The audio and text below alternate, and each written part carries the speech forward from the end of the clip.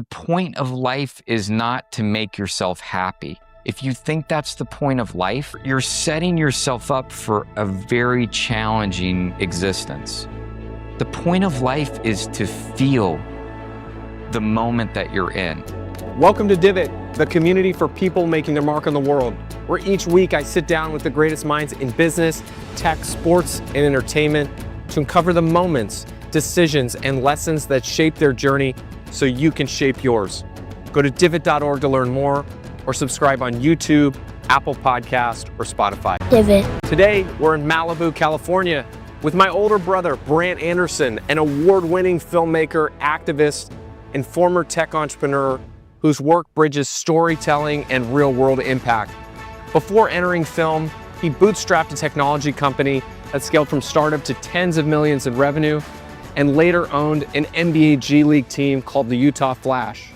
Today, Brant is known for producing more than 30 films, including critically acclaimed works like Everest, American Made, and Lone Survivor. He's also worked with some of the top people in Hollywood. As a director, Brant's passion is for human-centered stories, leading him to create Refugee, which premiered at the Cannes Film Festival and was shortlisted for the Academy Awards. His latest film, I Am a Stranger, which he wrote and directed, releases in theaters January 9th. Brant's work has taken him to refugee camps across the Middle East, to Haiti during the 2010 earthquake, and regions impacted by conflict. He grounds his films in living experiences, and he's one of the most interesting people I've ever met. I hope you enjoy him. I was trying to think about one of the most memorable stories I've had with you, and my mind immediately went back to skydiving on the North Shore. Do you remember that? Yeah, that's hard to forget.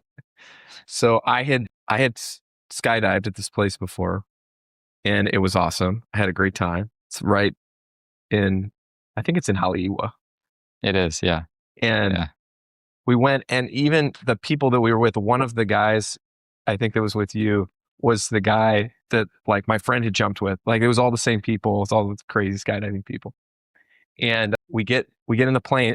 I think it's either just us or maybe there's one or two other people. There weren't a lot of people in the plane, as I recall.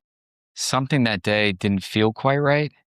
And yeah, we're up in the plane. What, just like you didn't feel? I'd never been afraid to jump before, but I just didn't feel like the guy I was with felt very, like I had gone a few times before in Utah, and it all felt very organized, and that one felt rushed.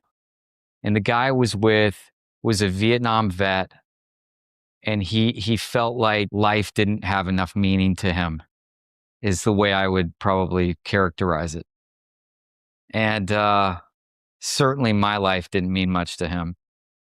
So we're up in that plane, and as I remember my previous jumps, I had been checked at least 10 times by other people. And in that particular day, if I got checked twice, it was one more time than I remember, because I only remember getting checked once. So when you're jumping tandem, you're getting shimmied out forward. And I'm thinking like, I should shut this down. But I'm also like, not really someone who, I just don't, I'm like, no, I'm just like, put that away. I'm just like your gut had told you well before that you should not get in this plane with this guy. Before I even got in the plane. And now at this point, it's like, it's too late.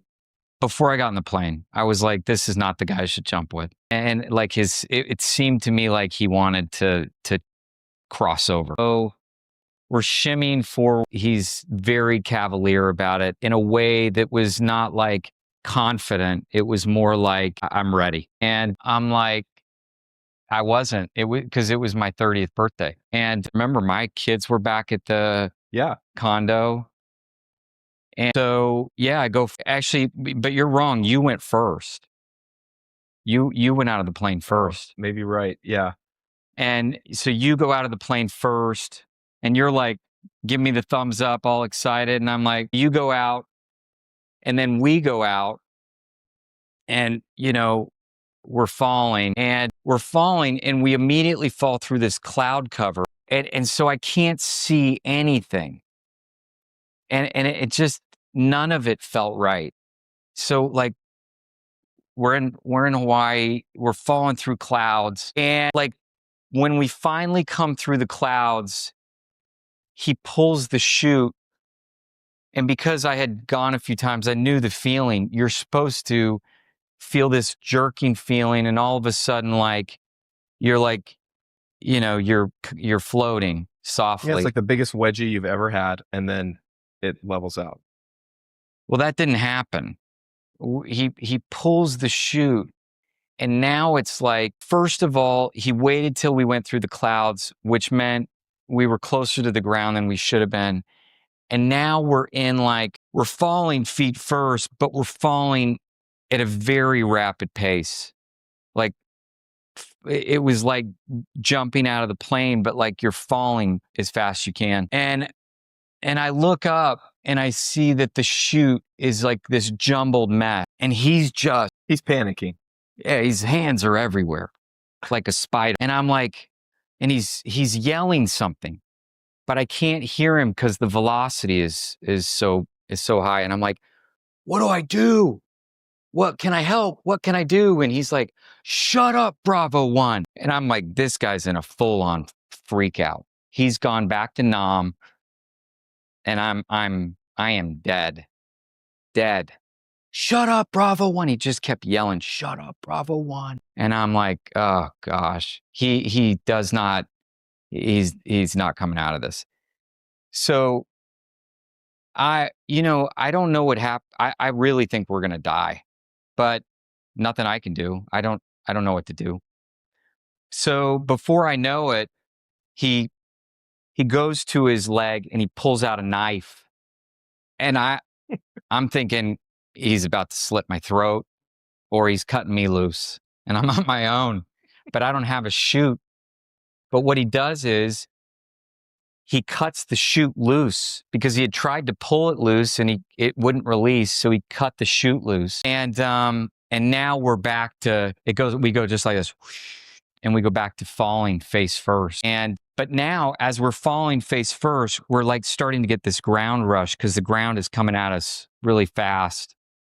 And he pulled the reserve chute. It goes poof, and we're on the ground almost immediately. And this guy comes running over to us, and like I turn back and I look at the guy and I'm like, what was that? And he just was like, he was still in Nam. Bless his heart. He's still in Nam. Yeah, he was in Nam. Well, as we felt, you're right. I did jump first, and then I totally forgot. And then when my guy pulled the chute, he's kind of looking down, and I just remember him going, "Oh, thank goodness." And I'm like, "Thank goodness what?"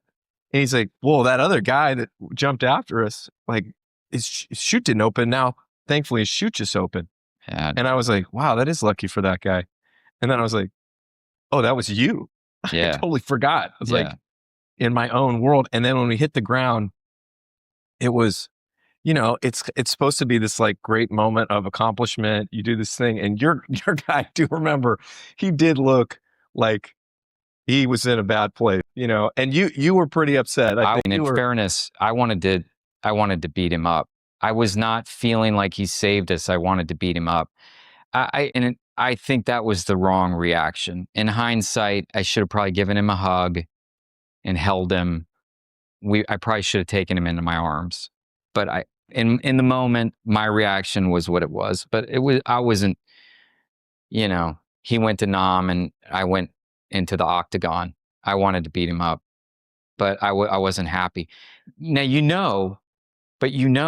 I don't know how many years later, I went home after that and went to sleep for the day was just, I mean, as you would imagine, we walked in, we didn't talk to anyone. It was like, don't speak of this.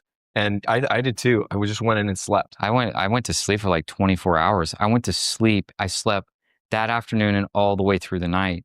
But, it was a couple of years later, but that place had an accident and like the plane went down and like 7 people or 8 people died at that place.